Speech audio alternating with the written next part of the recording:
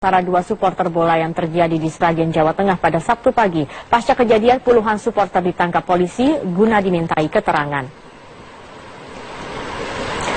Bentrokan terjadi antara supporter Persebaya Surabaya dan Arema Malang. Bentrok terjadi saat salah satu rombongan supporter memasuki wilayah Sragen menuju Sleman, Yogyakarta. Selain menewaskan 2 orang, bentrok juga mengakibatkan kaca pecah di sejumlah kendaraan yang ditumpangi supporter. Aparat kepolisian Resort Sragen berhasil menangkap puluhan supporter yang menjadi dalang kerusuhan. Polisi juga menyita sejumlah senjata tajam seperti jir motor dan celurit yang dibawa oleh supporter. Polisi masih mendalami motif dari bentrokan 2 supporter bola ini.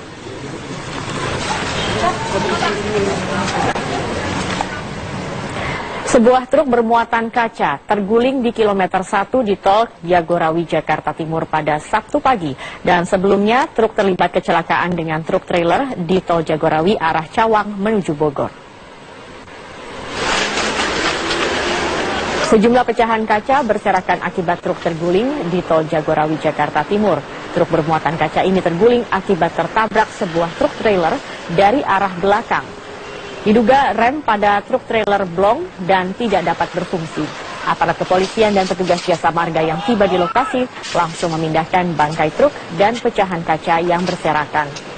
Sejumlah kendaraan terpaksa menurunkan kecepatan akibat pecahan kaca yang memenuhi setengah badan jalan.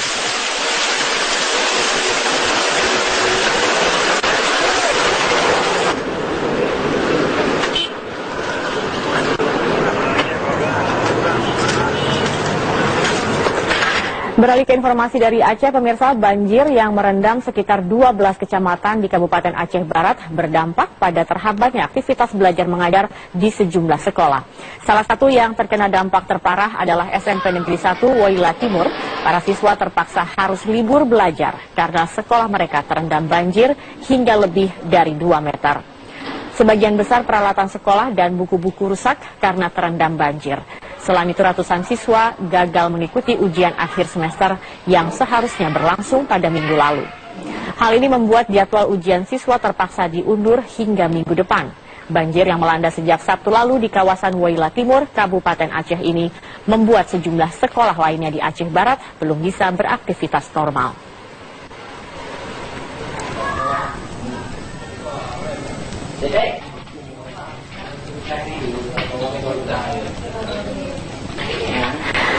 Petugas kembali menemukan 1 korban tanah longsor di Desa Guntur Macan, Lombok Barat, Nusa Tenggara Barat. Total korban tewas berjumlah 4 orang, sementara 15 lainnya menderita luka berat dan ringan.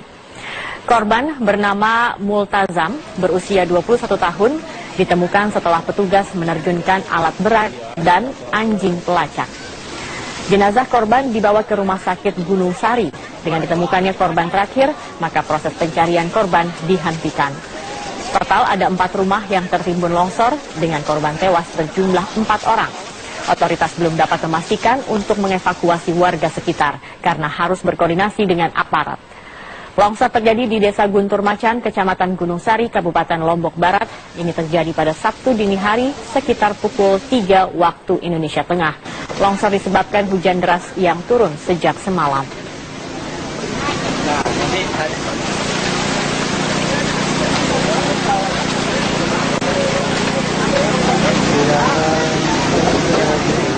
Pemirsa, sopir Metro Mini di sejumlah lokasi di Jakarta menggelar aksi mogok beroperasi. Aksi ini sebagai solidaritas atas dikandangkannya sejumlah Metro Mini dalam beberapa razia, imbas dari maraknya kecelakaan yang terjadi.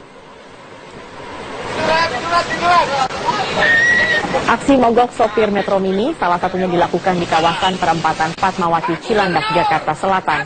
Sejak Sabtu siang, puluhan sopir dan kernet Metro Mini menggelar aksi mogok dengan membawa sejumlah spanduk kecaman atas razia yang dilakukan terhadap sejumlah Metro Mini.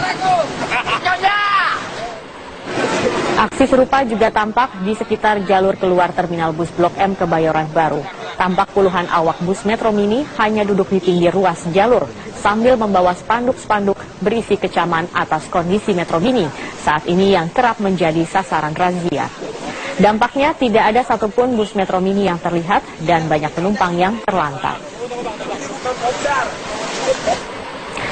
Sementara itu di kawasan Pondok Kopi Jakarta Timur, sebanyak 4 trayek Metro Mini yang melintasi wilayah tersebut mogok beroperasi.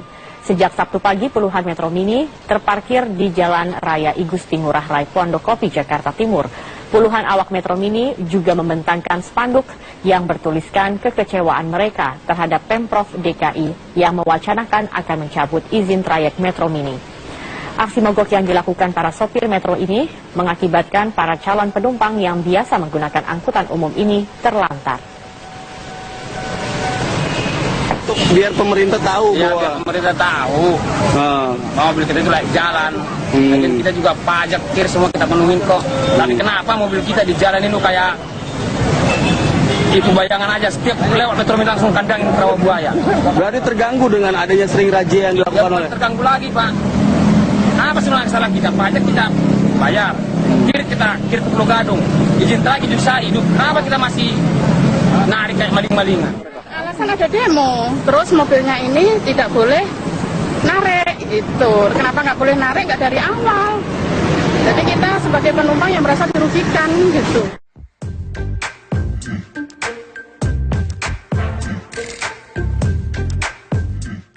Polisi kembali menggeledah 12 blok lapas untuk keempat kalinya guna mencari kemungkinan adanya bunker lain setelah penemuan bunker sedalam 30 cm yang digunakan untuk menyimpan senjata. Ratusan polisi dari Polres Badung, Satuan Brimob, dan TNI dari Kodim Badung menggeledah lapas Kerobokan pada Sabtu siang. Aparat yang menggeledah sebelumnya diberikan pengarahan teknis menggeledah agar pemeriksaan dilakukan secara detail untuk memastikan keberadaan senjata maupun narkoba. Ini merupakan penggeledahan keempat pasca bentrokan pada Kamis malam yang menewaskan 2 narapidana. Pada penggeledahan yang dilakukan Kamis malam pasca bentrokan, aparat menyita ratusan senjata tajam dan airsoft gun. Sementara pada penggeledahan Jumat siang dan Jumat malam, aparat menemukan 3 senjata api jenis revolver dan sejumlah senjata tajam. 4 narapidana telah ditetapkan sebagai tersangka bentrokan di lapas Kerobokan dan berdasarkan hasil pengembangan, kemungkinan tersangka bertambah karena keempat tersangka menyebut nama narapidana lainnya. Iya, kemudian ada yang di atas plafon. Nah, yang di atas plafon itu kita temukan kurang lebih 2 ons sabu. Kurang lebih 2 ons sabu. Itu Semalam. Jadi semalam juga kami sudah serahkan kepada aparat kepolisian. Menteri Hukum dan HAM Yasona Lauli mengakui adanya beberapa masalah dalam lembaga pemasyarakatan di Indonesia. Oleh karena itu pemerintah berusaha untuk mengantisipasi permasalahan yang ada dengan membuat inovasi berupa teknologi informasi yang terpadu untuk memantau narapidana. Langsung pantau, langsung dilaporin. Standar kita langsung dilaporin, kalau tidak saya langsung kepada Dirjen. Ya, Dirjen terus langsung beritahu ke kita. Peristiwa di Bali, 2 orang meninggal, ya, 1 di dalam 1 di luar, ada pertikaian oknum oknum ormas, ya, Baladika dan Laskar Bali. Ini sebetulnya persoalan yang sudah lama. Persoalan ini juga ormas di luar. Ada yang masuk sama-sama ada napinya di dalam. Terjadi perkelahian antar 2 ormas. Mana lagi sekarang kondisi lapas kita over kapasitas. Nah, ini juga memudahkan. Dengan ada CCTV, orang kan lebih mudah kita melihat siapa yang bersalah. Dengan CCTV bisa terus langsung memantau keadaan itu. Kalau pada gilirannya terjadi pertengkaran seperti itu, kita dengan mudah, dengan teknologi informasi kita dengan mudah bisa mencari siapa yang salah. Jadi rekaman itu semua ada sama kita. Dan kita bisa akses dalam pengawasan lembaga pemasyarakatan. Salah satu terobosan kita harus pakai CCTV. CCTV itu dengan adanya CCTV di lapas seperti ini sekarang misalnya, tinggal kita koneksi kemari. Saya mau misalnya lihat kondisi di Cipinang seperti apa, ya, Nusa Kambangan seperti apa. Ini termasuk pengawasan pimpinan pada tingkat lapangannya. Kerusuhan berdarah yang menewaskan 2 napi di lapas Kerobokan Bali 2 hari lalu bukanlah yang pertama kali terjadi. Pada November 2011, lapas Kerobokan bahkan terbakar akibat bentrok antar napi. Meski demikian, kondisi lapas kini berangsur normal. Situasi di Lapas Kerobokan Denpasar, Bali semakin kondusif pasca bentrokan Kamis petang yang mengakibatkan 2 orang napi tewas dan 2 lainnya terluka. Situasi pengamanan di sekitar lapas pun sudah mulai kembali normal. Hingga kini, semua napi sudah beraktivitas normal pasca pemindahan 110 napi yang terlibat bentrok pada Kamis petang kemarin. Penjagaan polisi di depan lapas pun tidak seketat kejadian kemarin karena para napi pemicu bentrok sudah dipindahkan ke 5 rutan yang ada di Bali untuk menghindari bentrokan susulan.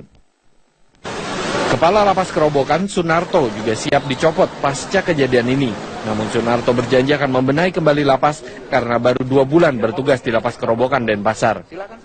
Di dalam sudah aman, kondusif, terkendali. Tidak ada. Jadi fasilitas kantor, fasilitas hunian tidak ada yang rusak sama sekali. Tahun 2011 kerusuhan antar napi melanda Lapas Kerobokan. Sebanyak 8 unit sarana dan prasarana lapas mengalami kerusakan berat. Kementerian Hukum dan HAM saat itu menaksir kerugian mencapai 3 miliar rupiah. Hampir seluruh bangunan dan fasilitas di dalam Lapas Kerobokan rusak parah. Kerusuhan massal terjadi saat petugas Badan Narkotika Nasional (BNN) hendak menangkap narapidana bernama Agus Riyadi, mantan anggota Densus 88 yang menjadi bandar narkoba. Kedatangan petugas BNN memancing kemarahan narapidana lain sebagai bentuk solidaritas dan melakukan tindak anarkistis. Dari Bali, Saifullah, Metro TV. Dan pemirsa, untuk mengetahui bagaimana situasi pasca terjadinya bentrok di Lapas Kerobokan Denpasar, Bali, kita langsung saja berbincang dengan Kapolda Bali. Sudah bergabung bersama kami melalui sambungan telepon Irjen Polisi Sugeng Priyanto. Selamat sore, Pak Sugeng. Selamat sore, Mbak. Ya, pertama-tama saya ingin tahu, Pak Sugeng, pasca bentrokan seperti apa kondisi terkini di Lapas Kerobokan? Saya informasikan bahwa situasi di Lapas Kerobokan maupun di Denpasar pada umumnya saat ini sudah kondusif, ya, terkendali dan masyarakat beraktivitas seperti biasa. Oke.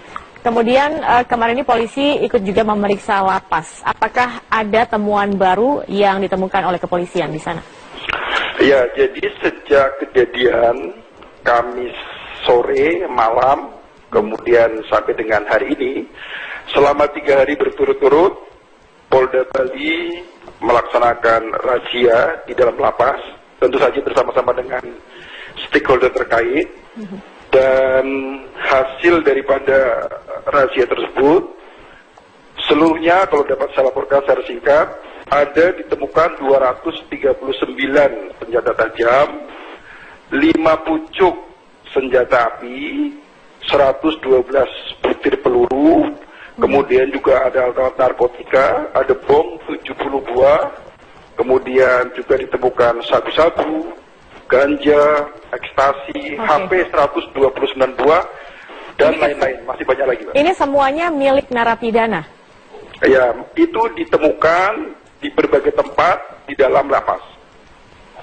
Baik.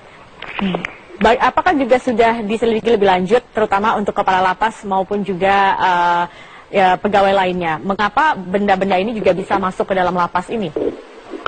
Ya, kami akan melangkah ke sana. Tetapi sementara kami masih melakukan pemeriksaan terhadap para tersangka, para napi, dan fokus untuk mengungkap kasus pembunuhan. Tetapi bagaimana benda-benda ini bisa masuk ke dalam lapas, kami juga akan meminta keterangan petugas lapas. Baik, sudah ada 4 narapidana yang dijadikan tersangka. Apakah sudah dan dikatakan bahwa kemungkinan tersangka akan bertambah? Hingga saat ini apakah sudah ada penambahan tersangka atau masih 4, Pak Sugeng?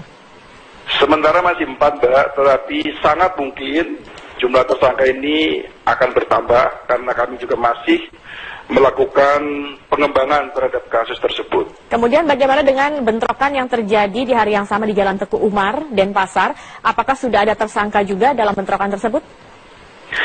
Jadi mengenai 2 korban yang di Teguh Umar, itu kan kejadiannya di luar lapas ya, sudah cukup jauh dari lapas, dan itu tersangkanya belum tertangkap dan masih dalam penyelidikan kami. Baik, untuk kondisi keamanan di dalam lapas sendiri, Pak Sugeng, seperti apa saat ini kondisi keamanan untuk di dalam lapas, dan apakah ada ancaman bentrokan susulan seperti itu? Saat ini kondisinya sudah kondusif, dan mereka yang terlibat kerusuhan pada malam itu 110-an lebih orang sudah kita evakuasi, kita pindahkan ke lapas-lapas terdekat di sekitar Denpasar. Jadi mudah-mudahan tidak akan terjadi lagi. Baik, penjagaannya sendiri seperti apa dari kepolisian untuk di dalam lapas? Ya, kita tidak di dalam lapas. Kami membackup penjagaan di luar lapas, tetapi kekuatan kami sesuaikan dengan eskalasi. Karena sekarang sudah mulai membaik, kekuatan kami kurangi. Oke, artinya pengamanan ini dilakukan di lingkungan sekitar. Berapa banyak personel yang diterjunkan untuk mengamankan?